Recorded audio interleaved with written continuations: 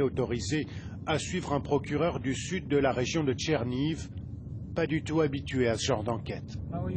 Je n'ai pas étudié les crimes de guerre en tant que tels. Il n'y avait pas de besoin pour ça. Notre pays n'était pas en guerre totale comme celle-ci. Mais la guerre est bien arrivée juste. Le jeune procureur attend de pouvoir entrer dans cette maison. Il doit rencontrer une mère dont la fille a disparu. Une femme sous le choc. Le 25 mars, les soldats russes ont fait du porte-à-porte dans la rue. Il y avait 5 soldats et un autre homme habillé en noir. Oui, oui. Les soldats russes prennent le téléphone de sa fille, Vika, et trouvent des échanges avec des soldats ukrainiens. Ils l'ont prise dans une pièce différente. J'avais un soldat à côté de moi. Elle m'a demandé des chaussettes chaudes. Elle nous a dit au revoir à moi et mon mari, et ils l'ont emmenée. Victoria Androuva parle pendant 20 minutes sans interruption. Sa fille n'est plus jamais réapparue. Depuis que les soldats russes sont partis, on découvre toutes ces atrocités. À chaque fois qu'on en découvre une nouvelle, on pense en avoir fini. Mais il y en a toujours d'autres qui apparaissent. Tous les jours, on découvre de nouveaux civils morts. Enquêter sur les crimes de guerre, c'est passer d'une maison à l'autre, d'un drame à un autre. Bonjour. Vladimir Jadam a reçu un obus dans sa maison, mais ce n'est pas ce qui intéresse le plus les enquêteurs.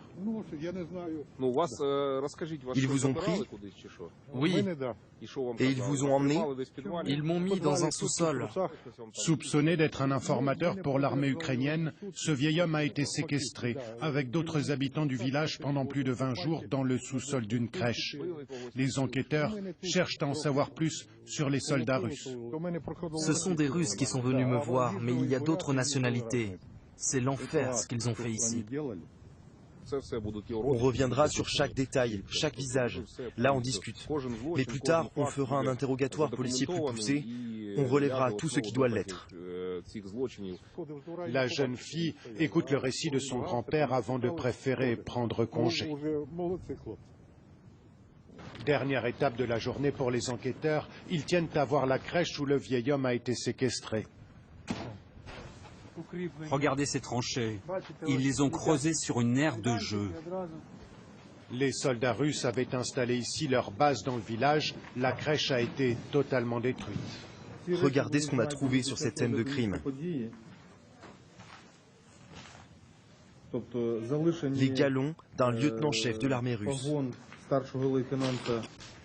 Ces éléments et ces témoignages, aussi précis soient-ils, permettront-ils d'identifier les soldats russes passés par Novi Bikiv?